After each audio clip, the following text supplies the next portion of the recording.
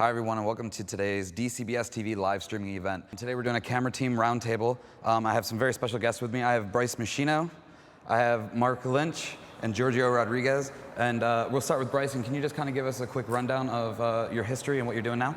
Yeah, sure. Right now I am a course director here at Full Sail University. I work in the Final Film Project department. Before that, I've been here 3 years. Before I joined Full Sail, I worked for one of the largest audiovisual rental companies in the world. I was a video specialist there, so I did camera operating and projection work and just rental house logistics. And then also, I'm a first assistant cameraman by trade, so that's what I do kind of professionally in the field. I've worked with the Sundance Directors Lab, part of their feature film program, for the past 2 years as an assistant cameraman, and I work every year Sony donates brand new cameras to us, so I work on workflow concepts for them. I do some blogging for Sony about that. And I do a lot of consultation for DPs on cameras for their new projects. So. Great. Mark? I am a director of photography, and I started off when I first started getting into business work with Mark Burnett on eco challenges, and then kept talking about the Lord of the Flies Survivor. So ended up DPing 22 seasons of Survivor, worked as a camera operator, jib operator, Steadicam on a couple seasons of The Apprentice, and then DP'd season 2 of Flying Wild Alaska, and basically now DP whatever shows come in, or go as a camera operator, depend if there's a specialty thing, because I also do jibs and Steadicam, and just recently getting into multi-rotors and RC helicopters. So whatever shows come in, or want my talents, it's a good variety. Got you. And Georgio? Well, I've been in the industry for about 10 years. Came up under Mark here, actually. Worked a lot of projects with him. I'm a camera operator in the field. I do such shows as Undercover Boss. I did about 6 or 7 seasons of Survivor with Mark as well. I did Flying Wild Alaska with Mark. Inspiring new DP. Did a show on TV right now called Treehouse Masters on Animal Planet. I did multiple episodes for them for that. And Sarah Palin's Alaska, a couple other live sports things and stuff like that. So right now, just get a lot of camera op work, but trying to transition into being a DP on a regular basis. Okay.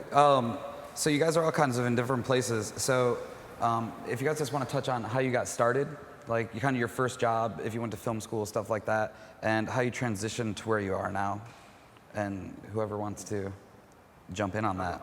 I started, I'm a grad here from Full Sail. Graduated in August 2003, and I remember taking an internship at Nickelodeon for Slime Time Live. This was the week of our film festival and graduation. Because of the internship, I had to miss my film festival because it was a 3-month internship I took on. Just working and just, trying to prove myself as a hard worker, as a production assistant, and also learning to be a camera utility. The internship was supposed to be 3 months, and it ended up being 2 weeks because someone got fired and they hired me on. And from then, my career just kind of took off, and it just gradually built from moving to New York, working on MTV TRL, to moving back here and doing a lot of cruise jobs and doing like Survivor and stuff like that. And it's just, my career just escalated to a point now where, we don't make phone calls, or phone calls come to us. It's a blessing. Yeah. Cool. Well, I got out of school, and all through school, I went to Marshall University in Huntington, West Virginia, because I was a swimmer. So they recruited me from Florida. And I said, all right, I want to live in Florida, so I might as well go someplace else for school. And they didn't have a really big film or television department. So I graduated with a theater degree and learned lighting through theater. And then when I got out, I was fortunate enough to get a job at Disney. And within the first week, they bumped me out of their sort of stage program into their film and television department, which was just growing at the time. And so came in as a, basically do it all, grip, lighting, camera assist, back when it was just tape days and things like that. We did all the promotional stuff for Disney, all their big commercials, and sort of gave me a real good feel for the business, because I always had that feeling that this is really what I wanted to do. And I got my opportunity first starting to shoot when they had the car winner. Every day they gave away a car, and they said, all right, your job for the next 365 days is shooting that. So despite anything else that came up, parades, whatever, and it gave me a really good handle on shooting. And I always loved handheld. That's still all the remote heads and everything else I do. I still love handheld. You know, that's my main forte that I love to do. So it was a perfect thing to do. You know, and they always knew when they wanted somebody to run and gun, and as well as being very creative and very, you know, aesthetically sound, then I got those jobs. And finally, about after 8 years there of getting a lot of experience, then got the urge to go freelance. And I remember looking at my book and having no work, you know, and it was like, oh my God, what am I doing? And then finally the work started picking up and getting more clients with Travel Channel, going overseas with them quite a bit and traveling a lot. And then, like I said in the beginning, worked with Mark Burnett, because I knew the director that was going out to do Eco Challenge. So got my, you know, cutting my teeth on that out on, you know, out on the road doing Eco Challenge. And then we always talked about Survivor. And when it came up, ended up on season 1 with, you know, a crew of 85, and now they have a crew of, you know, almost 400. So it was a great experience getting out there and, you know, really being, you know, sent to, you know, an island someplace and having to light the set, you know, and having to light big sets. Because I really love lighting as far as making stuff look good and making the quality light look good. So did that, and then through the Mark Burnett era, you know, ended up doing a couple seasons of The Apprentice.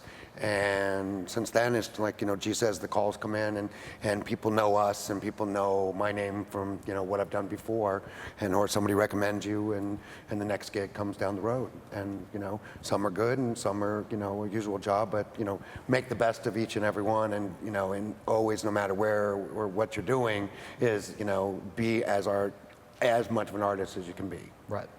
One of his sayings is the quality of light, not the quantity. He tells me that's when he was teaching me some That's stuff. good. Sorry. Well, I started off in really kind of a different world.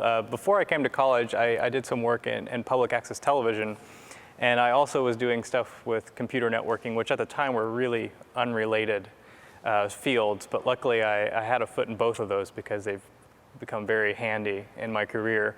And then after film school, I thought I wanted to be an editor, and I did an internship at a company here. We worked on the Disney Christmas Parade, and that was about 2 months. And then I was supposed to be hired on as a contract for a TV show, and at the 11th hour that was canceled, which I came to find out is how things go in the real world.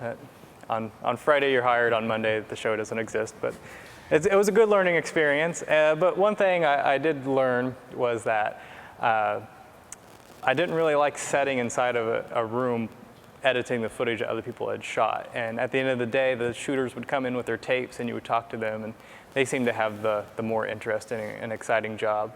So after that, that's kind of the direction that I wanted to move into. And I never originally had an idea of moving into camera department.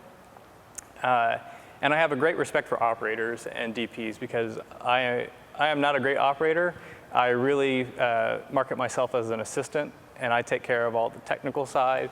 And just because of over the past 4 years, how much cameras have changed, and it's becoming very IT-based, that a lot of DPs are relying on someone that can kind of figure those things out for them. And I get calls every couple weeks. I have a friend who's going to Iceland in a couple weeks, and he's trying to figure out his whole 4K workflow and work with rental houses in the United States, and how do you get this data around the world. I've done consulting on projects where we're working with cameras in outer space, and how do you get that down, and this whole workflow. So it's really interesting all the different ways people can get into this field. And it's just about doing something that you're interested in and you're excited about, and you can really break into this industry from so many different angles. It's really interesting. So thanks for the perfect segue. We're going into our next question. So as he was talking, camera technology is changing very rapidly, and it's gotten very complex in some areas, but all the way down to a GoPro to a 5D, all the way up to the Alexas and the Reds. So how has the technology changing on almost a monthly basis now affected the way you guys work and affected kind of how you pick a camera for a shoot? Some jobs that we get on, if you own your own camera package and you can sell your camera package to be on that, or if you're a DP, as you know, you can request what cameras or put a request in what cameras you want to use. But some shows, a lot of production companies bring their own cameras. So you could say, we're working on the EX3. It's like, I don't want to shoot on the EX3. It's not a shoulder cam. You have the right shoulder mounts. It's kind of weird. But I think that over time, coming back from Survivor on a digibeta all the way up to shooting on P2 cars to trying to shoot on Firestores, which didn't last long, to SD cards and stuff, it's having to go in and learn the camera somehow. I mean, if a new camera comes out and I've never shot on it, say like I did a job on a C300 right after it came out, I would get a call and they ask me, did you work on a C300? I was like, of course. You know, because the menus are the same. It's just, you know, the media might be different, upgraded or something to SD card. But, you know, it's just, once you get into that workflow, it's really like second knowledge. You know, it's not that hard of a process to learn a new camera, unless you go, if you've been shooting on a 5D or 300 and you go all the way to Alexa, it's still not that hard, but you still have to, I mean, I think you should get hands-on.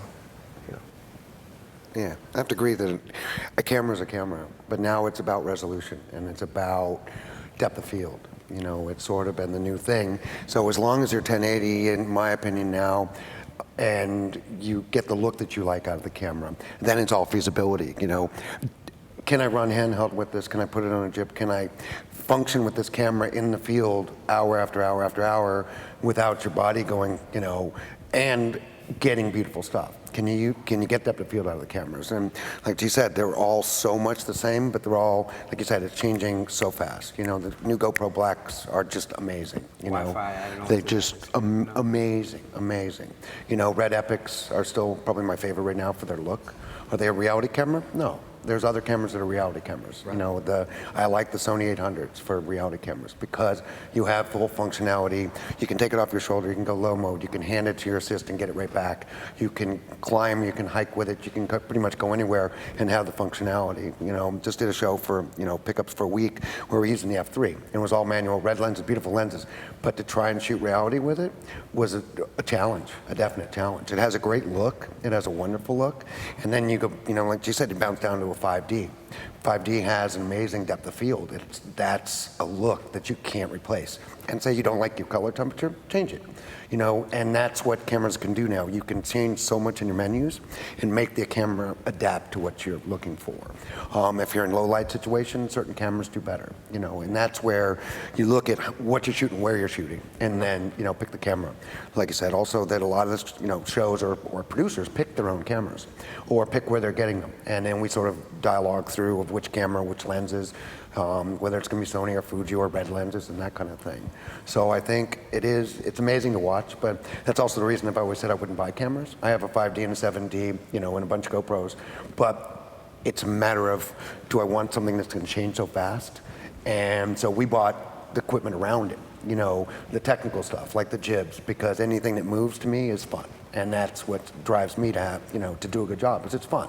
Whether it's a remote head jib or, you know, an in-camera car or helicopter stuff, or aerials in general, it drives you to be creative because it's different, you know. Standing behind a, you know, pedestal sometimes isn't my bag, but I do it. You know, it's fun.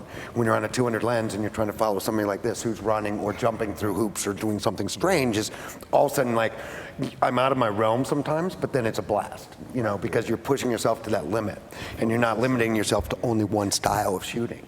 So it's different now. You know, when people go, do you do long lens? Yeah, and it's fun, it's different.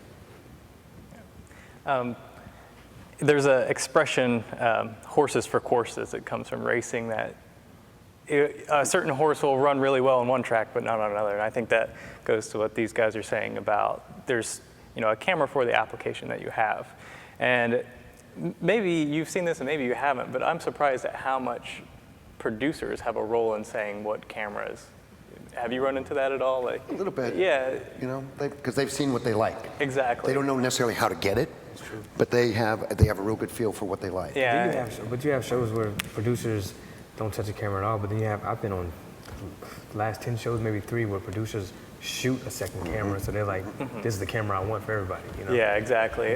And we're getting to a part now where there's just so much onto, you've got to have the next best thing, and maybe the 25-pound camera isn't the best thing when you really want a GoPro, or vice versa. Maybe a 4K GoPro isn't the best thing when you need shallow depth of field. Right. So it takes a little bit in educating maybe clients or even producers on, what is the look you're trying to achieve. And, everyone wants 4K now, but maybe 4K isn't really what they want. Maybe what they want really is just a 1080 image or the other way around. It takes translating things. That's definitely become a new step of it. And also, with how fast firmware changes and things like that. I just did a job in Utah where we had 5 F-55s and every single one of them had different firmware on it. And it's just how it goes. Sometimes you can update it, sometimes you can't. And then having to explain why, this camera can do this frame rate, but this camera can't, and those kinds of very minute things that people don't even really think about. You think you get 5 identical cameras, they should all be able to do the exact same thing. That's not always the case anymore, and it takes a lot more research and understanding on the preparation end to make sure that your shoots go smoothly. And I think that, preparation, we always harp, pre-production preparation and how important those are, but it's just becoming a lot more complex, especially on your end delivery. Most people think of, we'll shoot it, but they don't think of, well, how is it going to be edited? You get little considerations of time code and embedded audio, and those little things that cost you so much on the back end of fixing what could have very easily been fixed on set. So that's kind of my domain as an assistant is getting those questions answered early on, just to save a lot of problems in post-production. Okay, nice. So with the changing in technology that we've just been kind of talking about, I know you guys said you worked a lot with DigiBeta on Survivor before you moved over, and I think you guys went to XD Cam. Yeah. 700. And with PSAV going everything tape, and then moving to hard drives, and then moving to card-based and storage and all of that. How has the changed from a tape that you could just mail home to hard drives and discs and P2 cards that you have to use again in 15 minutes affected the way you guys work in the field? Makes it easier and safer. As long as you back it up. I was about to say, as long as you make So you're happier with the file-based structures as opposed to the tape-based? Yeah, because the fact that tape goes bad after a period of time, or you're out in humidity, you're out in dirt, you're out in dust, which is pretty much everywhere, unless you're shooting indoors, but still it has its flaws. The tape gets damaged. You've basically lost your footage or it's not usable. And now, a good example is the XD discs. They're burned at 8,000 degrees. So you could set them inside the hood of your car after shooting on them, still give them to post, and they'll still get the footage off of it. So it has changed drastically. Then you go to P2 cards, you get a card corrupted, or you don't have a good DIT that does a proper job and back it up, or say you didn't save it on 2 hard drives, and you shipped it, and you say, same thing. Something happens to it in shipping. Guess what? You've lost your footage. So you really have to maintain that workflow of having backup drives and having a good, person who's going to download the footage and make sure they don't just download it, they go back and check it. They make sure it's stuck. And if not, it may not make it to post. And that's the scary part. And this is just like you said, it's if you think about it, just make sure you have a backup of a backup. I mean, like when I was, doing AC work all the time, if I had SD cards or whatever we were shooting to, P2 cards, whatever, we would do a continued flow of rotation. So, we would change, if there's 3 cameras shooting, we'll change right before the end of the card, we'd change them all, put new cards in, the DIT would dump them, and back them up to another hard drive, and then they would keep those to the side, and we'll have another set of cards where we go to. We won't go to those cards unless we need them, because we still have that footage on that card, and he will not erase that footage on that card until it's time to, if we need it in the crunch. So we have a backup of a backup just in case, It's always backing yourself up, because but I can say that now is way better than it was when it was tape. I mean, I have stories where, you remember on Survivor where the ACs, when I was AC, we had to bar and tone 3 minutes of tape on each tape, and we're shooting 11 tapes a day. And so you think about it, after work you're in there doing 50 tapes, 3 minutes a piece. And it's just, Now, if you pop an XD disc in, it formats like in 8 seconds, So you could just do a bunch of those, format them, and then because on the fly sometimes if you're in the middle of a good shot, you need a disc change, you want to pop it in, you don't have to format, So. Yeah, definitely makes our life easier. Yeah. And that when your stuff goes to post, it's going to be there. That's a blessing. Because tape is tape. It's not going to last that long. Right. And even a lot of houses now they archive everything on XD. Because it's like your DVDs these days, It sits there and it can sit in that vault for years and years and years. The tape sits in vault or go back to film days. I know Jordan Klein Sr. has all these old films, and he says it's just sitting in there rotting because it's not going to hold up. So, but it's not cost effective to put it back and put it in DVD form or XD cam. So, it's definitely nice, and that technology, the fact that it's going to be there gives you that confidence factor that you won't have tape damage, which is. One of the last large projects I worked on, we shot 6 cameras. One was a film camera, and then 5 digital cameras. And after we were done, we had to ship out the footage. Well, because of insurance requirement, we make 2 backups, and one's hand carried on a plane, and one was flown or mailed. And then for the film, there was only 1 physical copy. And that would be like tape unless you went to a tape house and duplicated, but it's 1 negative. And luckily, all the rolls wouldn't fit into 1 box. So there was 2 boxes sent out. And the next morning, we get a call from FedEx. Sorry, we spilled hazardous waste all over your package and it's been destroyed.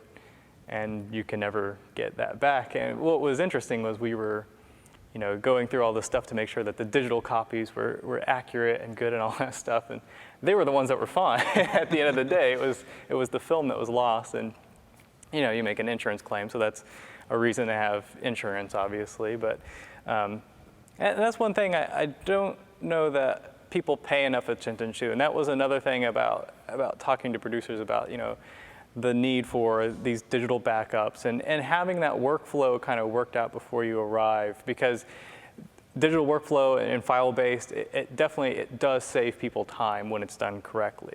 But when you don't manage it, when you're not doing checks like Mark was talking about, it's one thing to copy the file, but to actually check it to make sure that it works. I've had several things on all different camera systems. It's not just one, but if you're not verifying those copies, 2 days later, you're going to call back, all these files don't play, and you go to the backup. Now you're seeing insurance companies requiring 3 backups of things just because of how it goes. And it's not that digital is less reliable than tape or film or anything like that. It's that it's becoming that much easier to make these safeguards, these backups. It's becoming better for production, I believe. And it's cost effective to fly somebody from post back to the States. That was a major way that Survivor got their footage in. They would keep the masters wherever we were on location. They would have somebody fly back with the footage in a metal box back to post, and until post guaranteed, and then at the end of the show, the masters would get flown back out with somebody. And it's sort of like hand carrying your camera through an airport. You feel better with your camera, not in a case if you have it through the airport. It's getting a little harder, but they'll still let you go through, as long as your batteries aren't over the size that is legal to fly. But that way, they know they're going to get it. And if they ship it, you don't know. I laughed when I saw the FedEx truck that had an accident. And you see every FedEx package all over the road. I'm like, could you imagine? That's how easy it is for our footage to go away and not have a good backup. You're talking about a lot of money for just 1 day of shooting, or it could be 3 days, doesn't matter. But that's a good job. It's a pretty fun job to have if you're starting off in the industry, just transporting. My buddy just flew to Italy. He flew early to pick up some tapes and bring them back to LA, and he's doing it for 3 months straight, like every week, and they pay for everything. It's like, come on. That's a good gig. It's a good gig to have, But once again, it's cost effective for production. Right. That they know everything's going to be covered and it's going to get back, and also a lot of things aren't repeatable. Not just the reality world, sports world, everything else. You can't repeat a lot of what's happened.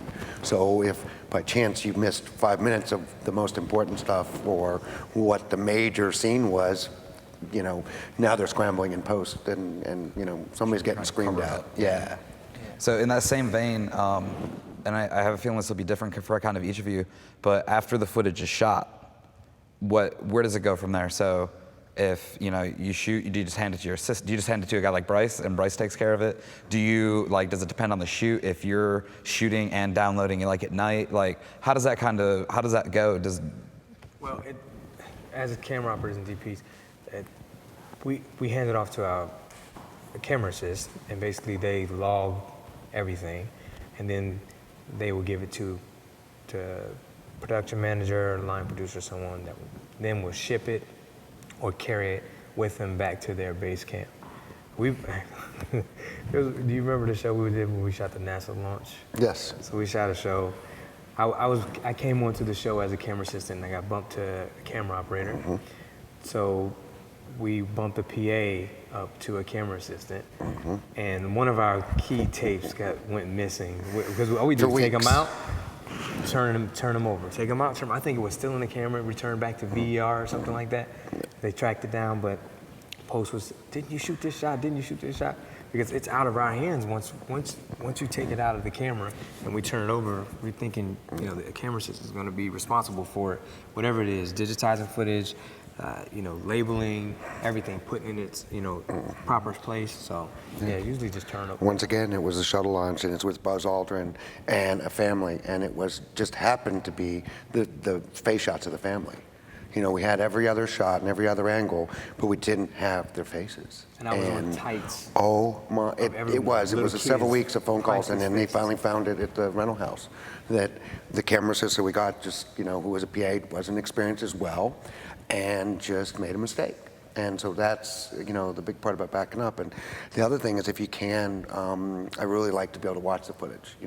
It's not always feasible, but the more you watch your own footage and everybody else's footage, even if you have 23 cameras, you'll still bop in and watch a few clips of each one. You see if the cameras are matching. You see if the cameras look good. You see how people are operating together. If there's other operators in your frame a lot, you can just mention to somebody, say, hey, by the way, I saw it, and you can make sure to frame them out a little bit more. Yeah, we can blow up stuff in post now, but the fact that watching the footage back, I learn so much, and I gain insight every time I watch it. One of the things for me, coming from the editing world, is you kind of have an understanding of what concepts are really important for editors and what makes their day really easy.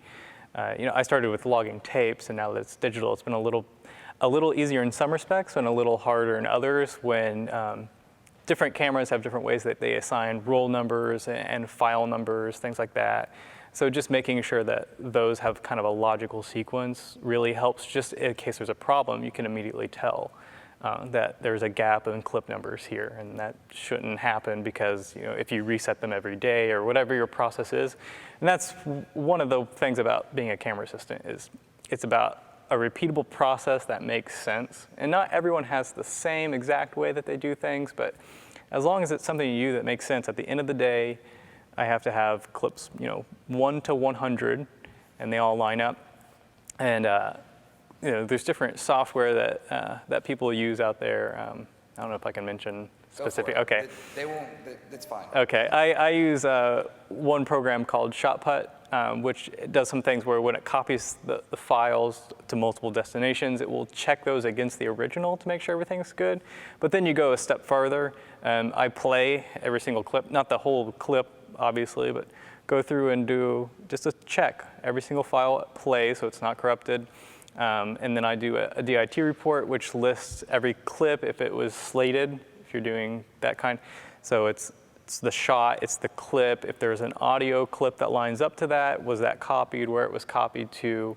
If there's any special notes, I did a commercial a couple months ago that was very visual effects heavy. So we had to go through and list every single lens. We shot with 3 zoom lenses. So the zoom lens that was used and the focal length of that, so they could match, visual effects could match that to distortion charts for every single lens. And 2 weeks later, we get a call from some people in Connecticut, the visual effects house, for shot 12 alpha take 5, what lens did you use? And you can pull up your note and you can answer that immediately. Right. And 1, that just saves everyone a headache, but 2, it shows that you care about your job, and that if you can answer that question immediately instead of taking days and days and days and guessing what it is, it makes everyone's life a little easier, and it shows you as a worker have a little more dedication than. I hate when you show up to set and it's, oh, this is the DIT, he's so-and-so's son, and he's gonna handle the entire production value of our movie or whatever is on this card, and you're trusting it to some guy who, yeah. And they are your QC, you know, before it goes back to post. I would rather find out in the field that something didn't look right or we didn't get something, whether it was a close-up or, you know, an action shot that was supposed to be shot, and a lot of times it's the, you know, the DIT that will find it. And so you find out in the field, and it's always better to send a note to, you know, to post that, hey, we may not have that, as opposed to, and so if you have someone who's playing Angry Birds, maybe they're not doing it. But that also says, you know, the best cameramen make the best operators, who make then the best DPs and then best directors. It's like, because you come from that school of it and you work your way up. But if you're sort of, you know, not such a great AC because you want to do something else, then maybe down the road you won't be as good at what you do. You know, if you want to be a producer even, maybe you're not going to be as good if you're not the best. And that's that striving to be the best and be the best DIT, you know, and that's really important. Make sure you log all your tapes. Make sure you work hard. Or, you know, everything that you work with everything needs to be kept clean. Everything needs to be functional always, because that's what your camera operator works with. That's his tools. And, you know, and then later on when you're doing your next gig and somebody else is working under you, you train them, and then they become that best person again. And that's really important. We're going to take like a 2-3 minute break, and we will be right back with more fun questions and answers from these fine gentlemen. So see you in a minute or two. This one.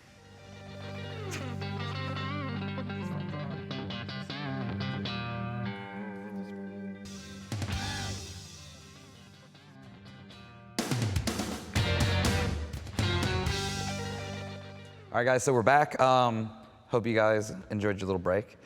So we're gonna jump right back in, and we're gonna kind of talk about shooting in remote locations. You guys have shot in Alaska, the jungles all over the place. You've worked with people that are trying to get cameras into space. You've been up in Utah.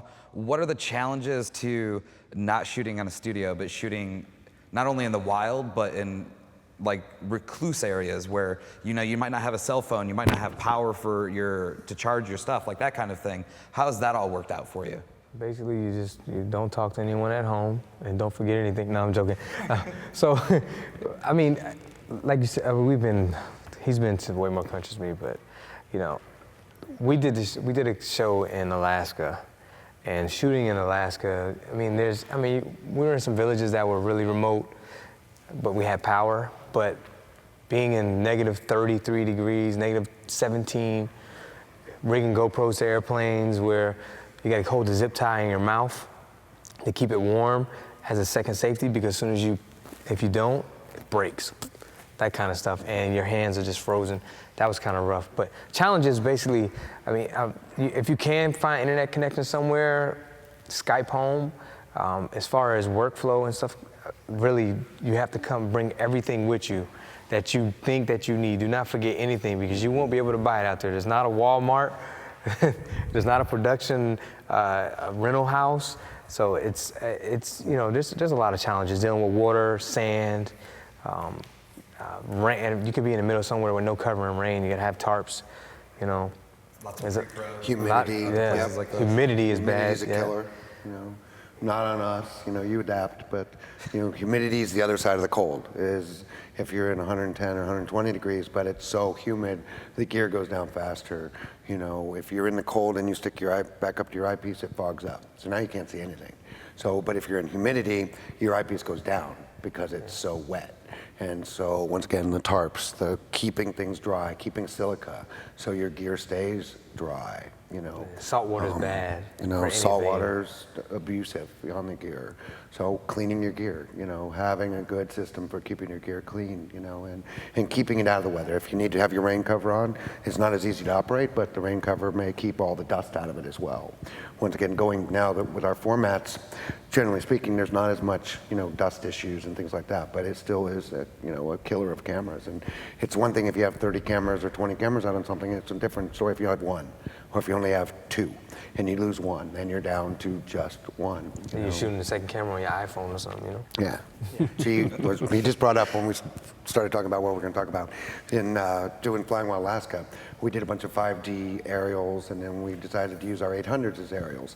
And we're basically flying wing to wing. Wing to wing like this. It's Almost freezing. I touching, mean, I had shooting. every bit of clothing I could possibly have on, and still you get really cold. But we landed and everything survived, and then we're coming down the taxiway, and I said, oh, I'll just put it down, hang out the side of the plane, because I'm in just a harness with the full doors off. And I said, oh, I'll just shoot the tire going down the runway. Problem is the tires are so warm from being on the runway once they land. Well, we hit a little frozen pile of ice. Well, it turned into slush like that. And it coated the camera, the lens, the viewfinder, everything with about, what, ½ inch? Yeah. And if you've ever heard of icing on a plane, the reason it ices is because the wing is so cold, and when the water hits the wing, it freezes. And that's where you get icing on planes. Well, it basically did that. It freeze-dried the camera, like instantly. And I got back, and she finally looks at me and goes, I think you finally killed one. And I was like, oh my God. And we're looking at it going, all right, what did we figure out? Just years of experience of working together. Yeah. And I said, put it in the sun and get towels. And we sat for an hour, and everybody just kept coming over and looking at it. And it was like, and we finally got to all the power connections, disconnected power, disconnected everything that would cause damage. And probably an hour of that, and got all the ice off of it, took it indoors, once again, kept drying it, because as it thaws out, it becomes water. And that's all we didn't want was water.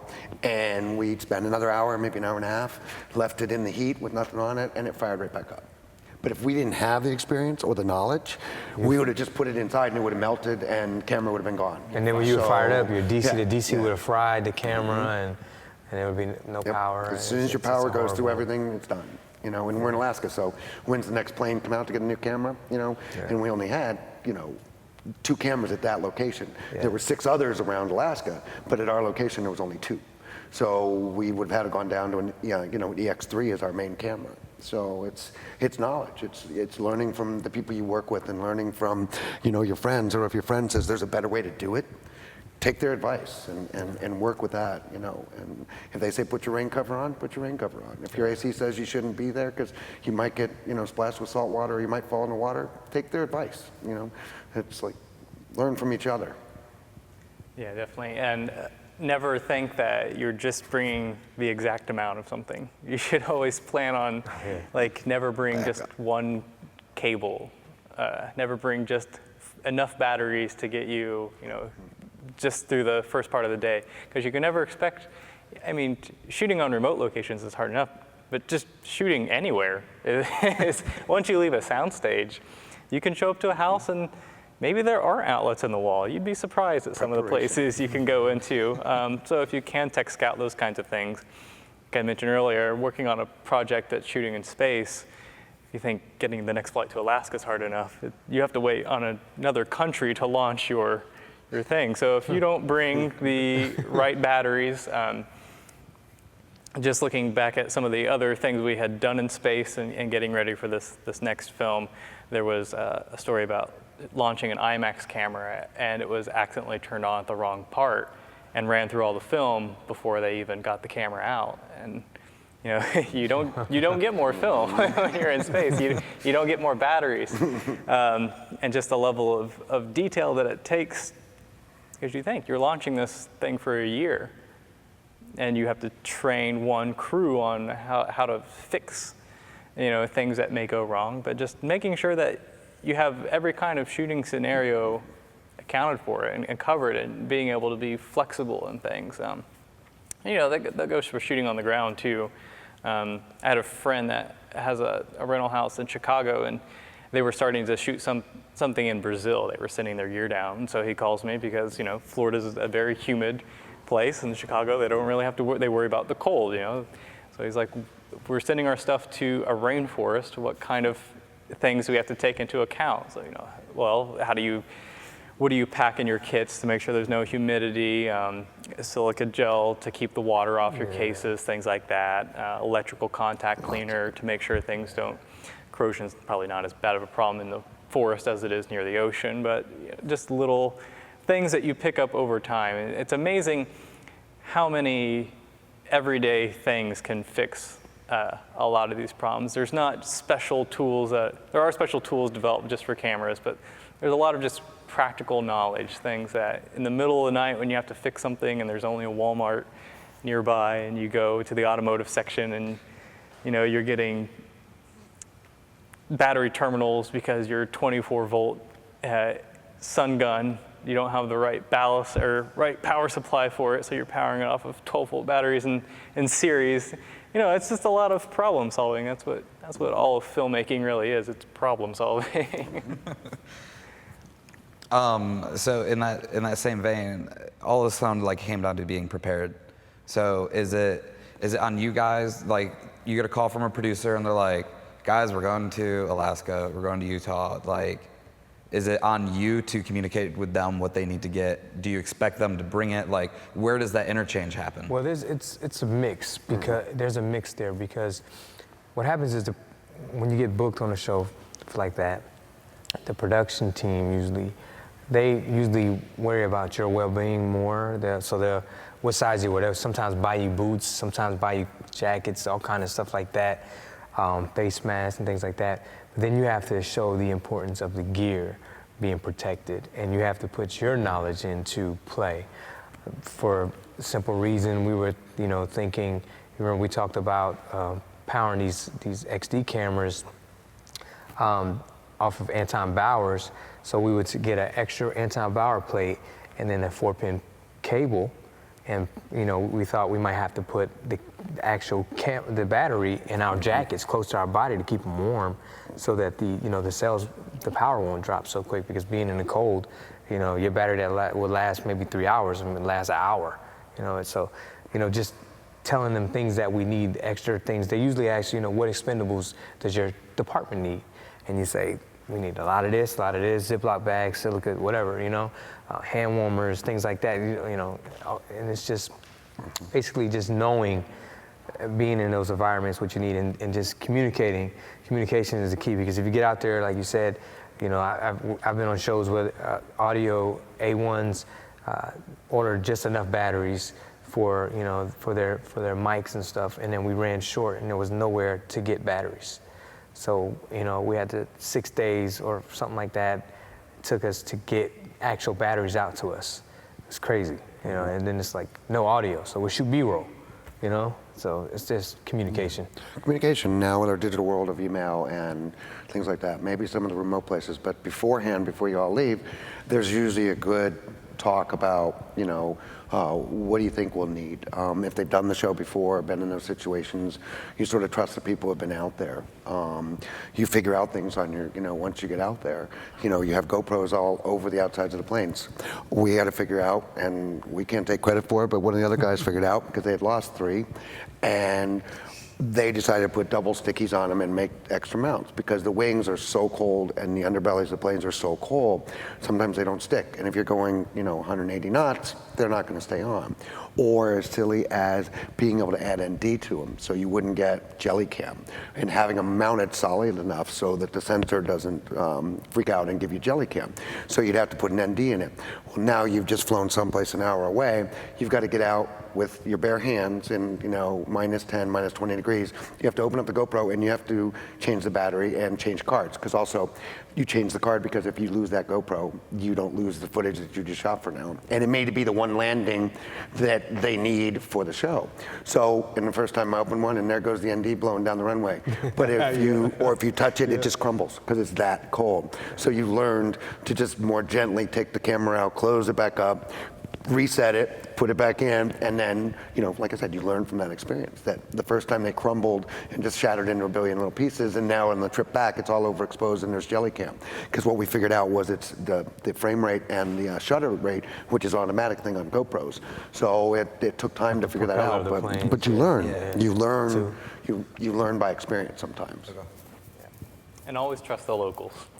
Whatever they say the weather's going to be, trust the locals. That's the truth there. Mm-hmm. That is the truth. It says, if they say it's not going to rain, well, I don't know about that, but. Yeah. So kind of staying in that vein, what do you guys, so our students are just getting started. They're starting to get their first jobs. They need to put together their kit. So what kind of, lens cleaners, blowers, compressed air, like what do you guys make sure you always have with you on set? Being when I started as an AC, my kit is pretty large. I mean, definitely a Leatherman or a Gerber, some kind of tool, Allen keys. Metric and standard. Yeah, metric and standard. Flashlight and extra batteries. Flashlight, like a mag light, a headlamp. You never know what conditions you're gonna be, a chamois, lens tissue, lens cleaner, canned air. Also, I'll keep a tarp in my kit, some bungees. You never know. I mean, you never know when you're rigging something. And depending on what kind of cameras you have, if you have a 5D or a GoPro, just, GoPro, you might need extra rigging things or something that you can purchase. But you're always the hero if you have Yeah. that. All of a sudden you're doing a rig and you have that bungee, or you have extra zip ties. And one thing people forget to do is rain gear for yourself. I mean, you have rain gear to protect your cameras, but what are you soaking wet and the camera is not? It's sometimes we shoot in the rain. We just keep shooting if it's a real nice reality moment or something. So it's just things. Also a paintbrush. You use a paintbrush to get any sand or grit out of your cameras inside. Just things like that. An air squeeze ball as opposed to just Yeah. canned air, because canned air may not work all the time, or you may run out. So if you have, the little Jetsons looking squeeze air, you've always can clean a lens, and it's faster and easier. Or say your camera operator's in the moment, or you're in the moment shooting something, and your lens fogs up or it gets a big speck of dirt on it. You spray with canned air, and by chance it's been rattled around in your, in your pouch, and now you just sprayed Freon all over your lens. So now you can't shoot until that Freon's gone, and you can't wipe the Freon off. You just have to let it dissipate, and then you can clean the lens again. Hopefully you don't Simple crack things. the glass Yeah. with the temperature change. Simple things. Also, a little hair dryer. You can buy a little hair dryer too. I keep that in my Especially kit. Florida, yeah. Yep. Yeah, little hair dryer. You go in, you're inside AC, and you go outside, inside and outside. And you'll figure out new things for yourself too, whatever helps you adapt. When you're out on something and you realize it's the smallest tarp that you can carry, but you can put yourself under it, Yeah. But if you're miserable, like G said, it's harder to work, so good boots, good socks, hand warmers, foot warmers, if that's in cold weather, appropriate clothing, whether it's Columbia or whatever is more comfortable for you, things with pockets, and not pockets where you can't find stuff. You need pockets. If, say, you're scrunched in a little plane or something, you can't get to anything but these two pockets. So if you don't have pants with pockets or board shorts with pockets there, it's really hard to find your tools when you need them in a hurry. Yeah, and I mean, these guys touched on all the essentials. Other things to remember is, just your personal comforts. If you need water or little snacks even to keep on your person Camel throughout the packs. day. Yeah, because if you're 12 hours running around, you might not get a chance to get a bottle of water or something like that. So it's very important just to keep yourself, safe and hydrated anywhere that you're shooting. It doesn't have to be in Florida where it's 100 degrees. Even if you're just inside on a stage, you need to stay hydrated and take care of yourself. And it keeps you attentive, keeps you working longer. And one thing that I did when I was starting out, just to find out what you want in your kit, because somebody will give you a list that's 30 pages long, and if you went out and bought that all in one day, it would cost you hundreds of dollars. But as you do jobs and you start small, just find what was the one thing that you used that day that was just essential to do your job. And it's a flat tip screwdriver. I couldn't get the camera on because I didn't have a flat tip screwdriver. So you just go out that night and you get a flat tip screwdriver. And then it's Allen keys. I needed to tighten down this tripod leg and I needed an Allen key. So you just go. You just build it day by day. It's just the little things, because beginning you can't expect to know it all, and you can't expect to know every tool that you need. Right. And it's life experience, like these guys are talking about. You learn it through doing it and experiencing it. Okay, so you've all done a lot of work. What was the biggest, what's the word I want to use here? What's the biggest challenge you've come across in all of your adventures, and how did you guys solve it? I mean, yours was pretty good with coating a camera with ice. That's pretty up there. Yeah. Or being out on a shoot and being shut down because the locals don't want us there. Like we almost got burned out. Making a choice. when is your own safety at risk? You know, or you're shooting car scenes or truck scenes or something. You push the envelope, but when do you make that choice of not to push the envelope? And that's the safety factor. You want to be alive tomorrow. You don't want to do something so cool, so epic that you get hurt. Right. You know, I just saw a post, a friend of mine, he goes, it was a great thing, we were going to go fly somewhere in Panama and then chase around on Zodiacs. And he's in a sling, he goes, until the Zodiac flipped and tore my shoulder apart. I'm like, case in point. And he's a great adventure shooter, but you don't know. So the more knowledge you have, or the more, that's preparation too. The more you think about what could happen to you. You know, if you're climbing up a ladder and the leg of the ladder goes out and you fall 12 feet, you're not gonna be shooting the next day. You know, so don't be silly about things. Learn from other people, or if you think you can go up and stand on the ladder and then not have somebody hold the ladder, it's not worth your life, and it's not worth, or even an ankle or a wrist. You know, if you're out on a boat, make sure you're holding on. You know, keep hydrated. I think that's one of the biggest injuries is dehydration. If you're not drinking water and you get dehydrated, you're going to go down eventually. It may not happen the first time, or you won't be your 100%. And that's why it's water, simple. I would say, but you know, we do a lot of, doing adventure shows and things like that. I mean, this time last year, I was doing a show called Full Throttle Saloon. I'm shooting out of a chopper. And just about 5 months ago, the guy that was flying me and shooting out of a chopper was doing another Discovery Channel show.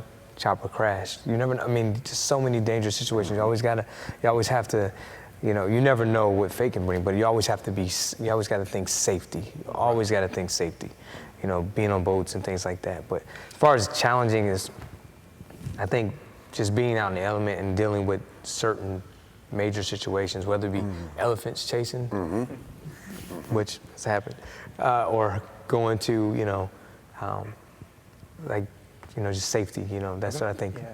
And even safety offset, making sure you're well rested before a shoot, and not overworking yourself. If you get to that point where you're getting so much work you can't say no, maybe you need to. If you're doing 6-hour turnarounds between jobs, you should always take care of yourself first, really. And take care of each other.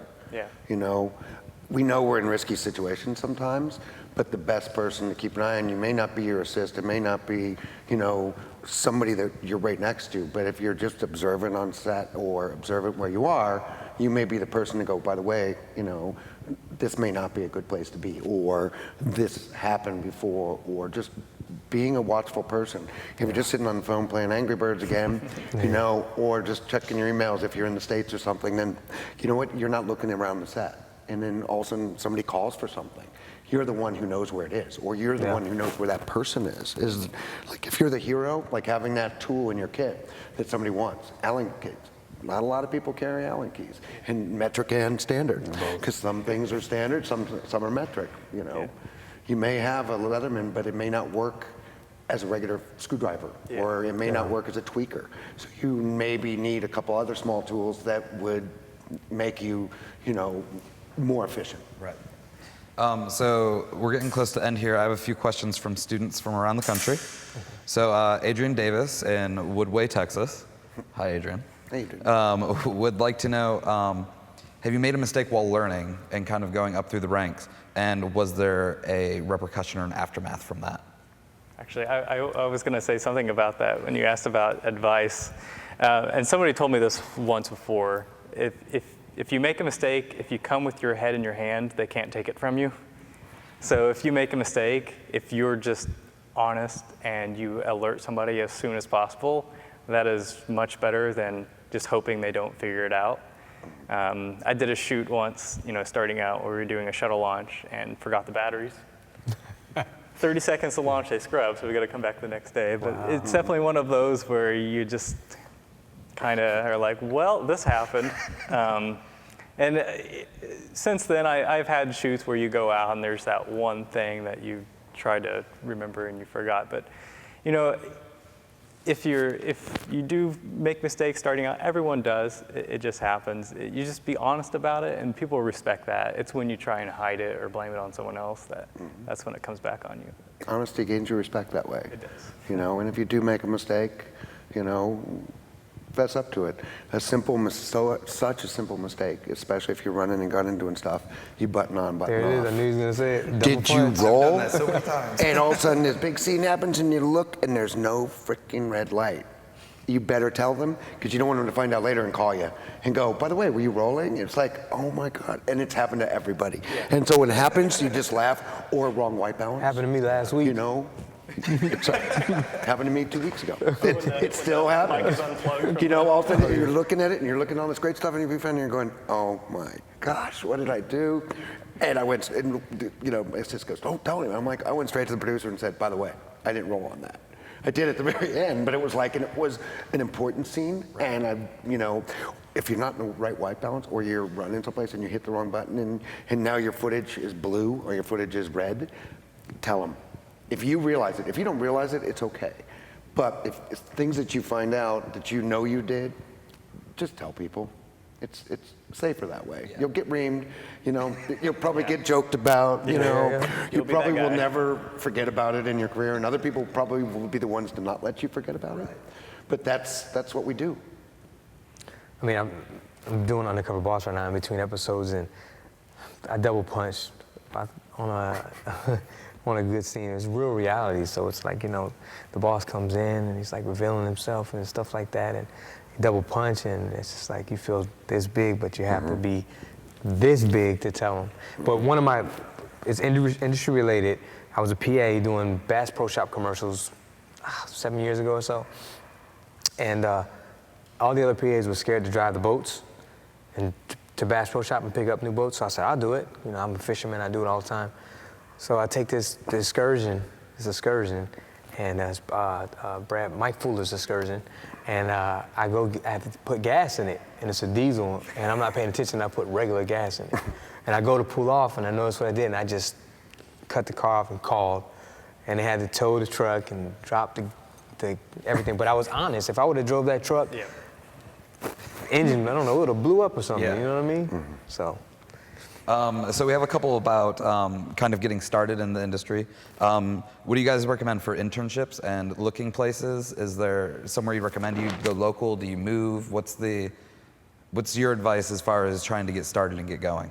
Well, while at Full Sail, I started a relationship with my career counselor early on, and just was like, if I would go in and just talk and say, if I was to move here now, what internships are available this week, and stuff like that. So I would say that the best thing for you to do is it's not about being local or where it's take the best internship that you can find. If it's ESPN, I mean, I started at Nickelodeon, whatever it is, if it's you know, not in this state and it's feasible for you to do it, I would say do it, because hands-on training is one of the best things that you can get, and then make an impression, and then you might get hired there. If not, somebody might leave that company and go somewhere else, and they might remember you and they'll hire you. Yeah, and it's not necessarily what you know, especially if you're just getting into it, it's who you know, or what research you've done into it, whether it's Full Sail here in Florida and you live in, you know, Idaho. If this is what you want to do, and also be open that you don't, maybe you want to be a camera assistant, maybe that is your passion, but maybe once you get to where you're doing and you're having hands-on, you realize, hey, I want to be an audio guy. I think that's my forte. Sort of be open when you're first getting into it, but do research. You know, it's a lot easier now doing research because there is the internet and there is a big flow of information right now, and internships are great. But if you can get in a local TV station and go volunteer your time, you know, one of my first rigging jobs, I went out and worked, you know, 20 hours, and I made like $100. But guess what? It was probably the best experience I ever got. And then they knew me, and they knew I was a hard worker, and that gave me more work. And it wasn't necessarily in the film and television business, it was in rigging. But it was like, because I busted my butt for those couple days, they knew my name. And then your name goes to somebody else, and 2 weeks later I had a job with them, and a full-time job. And it was like, okay. So by meeting people, even if you're in a smaller town or you don't think there's the work out there, do the research and talk to people, you know, put posts out there, you know, and look around, and you'll find somebody that'll take you under their wing, you know. Definitely. It's like, and then they'll learn from you too. Yeah, I think it was Woody Allen who said 80% of success is showing up. And there's so many people that think, well, everyone else is applying for this or everyone else is calling, but usually it's not true. And all you have to do is just you can send an email, you can call if there's a company in town that you see, and more likely than not, nobody's calling them to ask, hey, can I come help out a couple days a week or something like that. You know, rental houses are also a really great avenue to make those contacts in a town. You can stop by a couple days a week and just help out in the shop, and then you're meeting people coming in, getting gear, and then you're getting trained in the shop as well. So you're just kind of attacking it from all these different sides. I had a student we sent down to Cinebob, and he would just show up every day, and you know, after a couple weeks, when people would come in, hey, we need another AC, and would get pulled out just that quickly. So. So we have a question from Brandon in Louisiana about the GoPros. He hears you guys talk about them a lot. We've been talking about them quite a bit, and he wants to know: are they used a lot in the industry? Are they kind of moving up as more of a standard? What are your guys' experiences using these? I think they're moving up. They're not used as a main camera, no, as a camera to cut to. As far as like on airplanes that we do, I mean, I rig them to horses, I rig them to cars, motorcycles, things like that. But they are being used a lot more. We also use them as surveillance cameras, like on Undercover Boss, like if we want to just pull back and shoot long lens, a couple GoPros to get a couple shots. But they are being used a lot more. I can say that, yes, they are.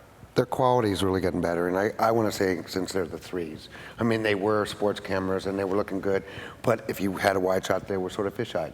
And it's hard to cut from a real good looking, you know, high-res camera to a GoPro. The res is getting better on them. Like I said, the 3s, the black 3s are amazing right now. They really do look good for their situation. But I had, you know, a director that we worked with, and we stuck a GoPro on every single lens in case we button off. Or all of a sudden they have a scene, but you can't cut the scene if you don't have a second shot. Or if the operator's not thinking well and shooting wides, tights, and mediums, so post has something to cut to. So we stuck one on every lens. I'm like, what a great idea.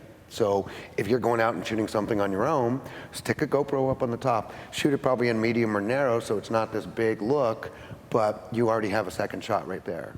You know, and but like G said, they're not the top camera, except for sports, maybe surfing, you know, jet skiing, things like that. They are a primary camera, but for general shooting, you know, experiment with them too. Okay. So we're gonna talk a little bit about what the students get. We got Dee and Adrian asking a couple questions. So they're actually receiving the FS100s. I know you mentioned the 700 earlier, which is the step up, and they just want to know a little bit about what you thought about the cameras. And then Adrian also wants to know about if you guys have a lens that you prefer. You know, Canon or Nikon or Fujinon or whatever. So if you guys have worked with these, a little bit about what you thought, and then if you have any lens suggestions. I like the 70-200 Canon. That's one of my favorite. 70-200 Canon, Yeah, which is actually on you right now. that lens right there. They're beautiful glass. Yeah. How you doing? Beautiful glass. But yeah, that's a real good lens. I mean, I like shooting long lens. In reality, you use a wide lens on like a 700 camera or something like that, but I like shooting long. Right, the full-size shoulder mount cameras. Full-size shoulder mount. Right. But as far as these cameras go, I like the Sonys as well as the C300s. I think they're pretty good cameras to buy. If you're gonna shoot reality, I think you need to find yourself a real good shoulder mount, you know, for them to counterbalance. But as far as interviews, as far as shooting time lapses and B-roll and things of that nature, this camera here and the C300, I don't know which one I like the most, but I do like both of them. I can say they're both good cameras. Yeah, I would say Different lighting. They take lighting different though, as far as the sensitivity to light, you know. But I think for the lens, the 70-200 is the best for that style of camera. Yeah. But then the big key is learn your camera. Learn your camera with your eyes closed. So yes, you can go out with the FS700 and shoot some stuff and you're shooting high speed. If you don't know how or where to watch for it to finish logging that high speed stuff that you just shot, you're gonna be lost. So learn which buttons are which. You know, like you said in the very beginning, that you can learn with different camera.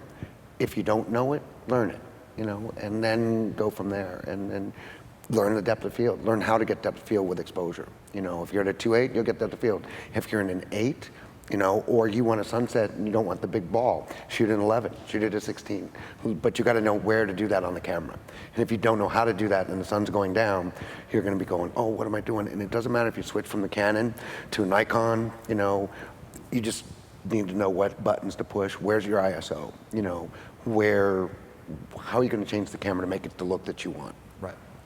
Yeah, these cameras, the sensor in them is really great. It's the same as the F3, very sensitive, high signal to noise ratio, one of the highest on the market, really. And you can get some really great looks out of them. But you know, it's about testing and understanding the limits. If you have someone by a window with daylight coming in, there's tungsten lighting in, obviously, you know, you have a color temperature shift, but every camera represents that differently. So you just have to see what that looks like. You know, go out and just see what fluorescent lights look like. And just test it, because you can read about it all day, but until you do it, that's a completely different level of understanding. And then you become that much more prepared when you go to a shoot and you're doing an interview. You know what kind of existing lights do work and don't work, what kind of mixed color temperatures look pleasing and which ones don't. And as far as lenses, you know, lenses are usually the most expensive investment in any camera kit, just because they last forever and they're just hard to make. Obviously the zoom lenses are great. If you're looking for prime ones and you're kind of on a lower budget, there's a Rokinon, which is an Asian manufacturer. You can buy their still lenses. They're very cost effective, and the quality on them is quite good. If you don't shoot wide open, if you shoot stopped down a little bit, you know, they're comparable to some of the Zeiss ZF lenses. Okay. Yeah, I was going to say, you don't have to have a high dollar lens if you're just getting started. It's better to spend the money on the camera body and buy a Tukina, you know, buy an off-brand lens. And everything I always started reading when we started shooting with 5Ds is they look as good for what you're shooting in video. Maybe not for stills, but for doing video, which is pretty much what we've been talking about, that they do look as good. The glass looks as good. Do you need a matte box? Not necessarily, because you have a round lens. So now you can just buy a polarizer. You can buy an ND to keep your exposure where you want. Variable ND is amazing. You know, variable NDs, things like that. And they're much less expensive than buying a whole matte box.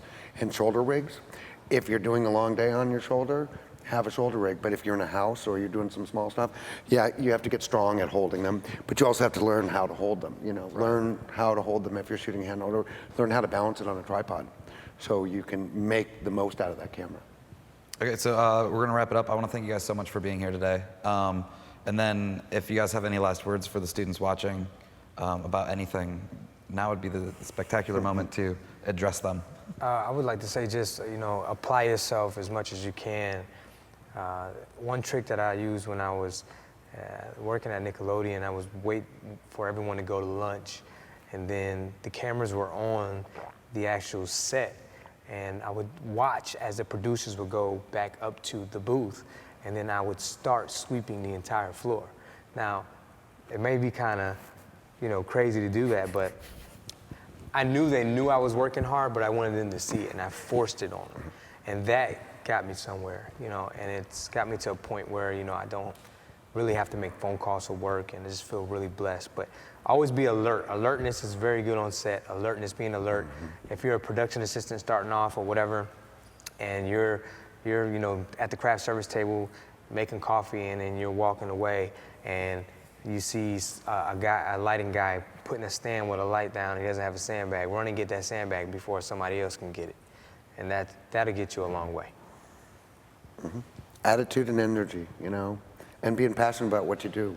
Find that one key thing that you like, and the more energy you have and the more you have a good attitude, that's grabbing that sandbag. Or somebody just got their lens cleaned, and now guess what? Their camera assist is over here logging the tape that he just had a change, or logging his disc. Be that one to hand him a lens tissue, or go and clean his lens for him without stepping on people's toes. And you can learn so much that way. Is go in slow, you know, it's go in slow, but be so observant that you learn by watching people, and then the next time somebody needs something, you're the one to help, or you're the one that's right there with the tool. We talked about that. Be quick. Yeah. Another thing is, you know, just at the end of the day, reflecting on what you did, because reflection is so much part of the learning process. And, you know, every job I do, I learn something new, and it could be the tiniest thing in the world, but it makes me, that much better than when I started the day. And I, carry a notebook and I write notes all day about things that I do, camera settings at work or anything like that. And just having that bank of knowledge, so the next time you're just that much better every single time. And if you're not learning something, then what's the point? And if you're doing your own projects, just try it different the next time. Just see how it works differently. But. Okay. Well, once again, I want to thank you so much for coming in and taking time to hang out with me and our students. Just so you guys know, there'll be an archived version of this posted later next week. If you have any more questions, feel free to drop me an email. I will do the best I can to answer them. So that's about it. So thanks so much for joining us, and we'll see you at the next DCBS TV event.